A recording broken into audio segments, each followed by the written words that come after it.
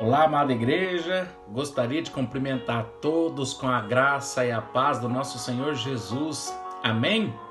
Hoje, terça-feira, 26 de maio, já estamos aí terminando o mês de maio, avançando bastante no nosso projeto Vida com Deus, de leitura diária da palavra, e já estamos terminando também o segundo livro de Reis. Amanhã terminamos a leitura do livro de Reis e passamos para as crônicas. Mas hoje eu gostaria de compartilhar os capítulos 16, 17, 18 e 19. O que Deus tem a falar conosco e muito, o que Deus tem a nos ensinar nesses capítulos. Tem muito a nos ensinar sempre, né? A palavra é um manual de instruções que nos ensina dia a dia, hora a hora, minuto a minuto, palavra por palavra são ensinamentos. Começando aí no capítulo 16, nós temos o relato do reinado de Acás, que foi um rei em Judá, e ele não governou segundo o coração de Deus, ele não foi um rei como foi Davi. Davi era referência para todos os reis naquele momento, porque Davi sim foi um rei segundo o coração de Deus. Já Acás, ele fez tudo o que desagradou a Deus, né? Nós vemos que ele era um rei muito idólatra. Uma vez ele visitou a Damasco, a capital da Síria, e lá ele viu uma escultura, né, um ídolo, e ele trouxe e quis fazer o ídolo em Jerusalém também. Então essa idolatria desagradou a Deus. Mas uma coisa que entristeceu muito o coração do pai foi que quando ele tirou os tesouros da casa de Deus para pagar o rei da Assíria para invadir e destruir Israel. Então aquilo que ele devia usar em benefício do povo de Deus, ele usou para destruir o povo de Deus. Ele tirou os tesouros e para pagar um rei para invadir o reino de Israel. Isso deixou Deus triste, isso não agradou o coração de Deus. Nós podemos ver que alguns dos reis aí governaram muito bem, agradando a Deus, mas outros desagradaram extremamente.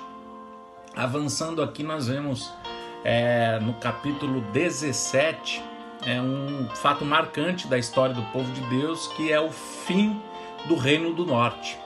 Oséias é o último do rei de Israel. Ele acabou sendo preso na Assíria, e o povo acabou sendo levado para um lugar chamado Hala, e podemos ver que a destruição do povo de Israel nada mais foi a consequência de tudo que o povo de Israel estava fazendo.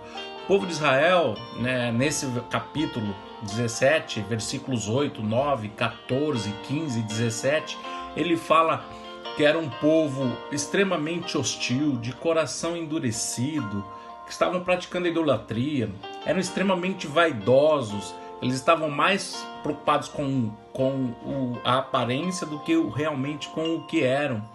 Eles esculpiram imagens de adoração para si mesmo, consagraram os seus filhos a outros deuses, a outros ídolos, se envolveram com práticas de espiritismo. Então tudo isso levou à destruição, apesar de tudo aquilo que Deus vinha alertando o povo desde sempre. Deus vinha advertindo, mas o povo começou a ignorar praticamente a Deus, ignorar os mandamentos de Deus. E vemos que por conta desse povo se afastar de Deus, eles acabaram sendo aí consumidos, acabaram sendo praticamente destruídos. Já no capítulo 18, nós vemos o bom reinado de Ezequias em Judá. Aí é um exemplo diferente, que ele sim fez e agradou muito o coração de Deus, e também como um rei Davi. Ele foi obediente, ele mandou destruir os ídolos, ele mandou destruir a serpente de cobre, que era um ídolo há mais de 1000 anos do povo de Israel. Ele foi um grande exemplo de alguém que confia em Deus, ele buscou uma intimidade constante com Deus.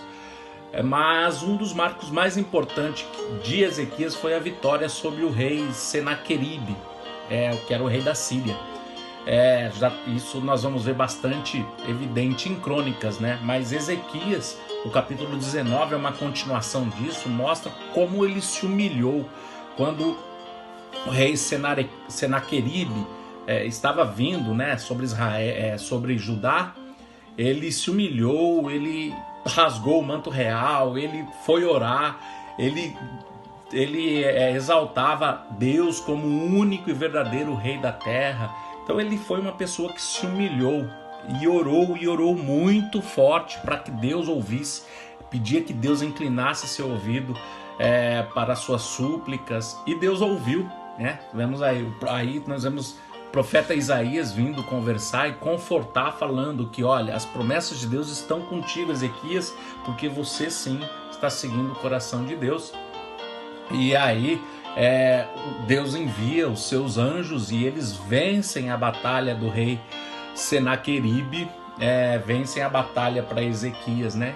Sobre o rei Senaqueribe. Vemos aqui que Ezequias ele não lutou com as armas, ele lutou com as armas que a gente deve lutar, que são as armas espirituais.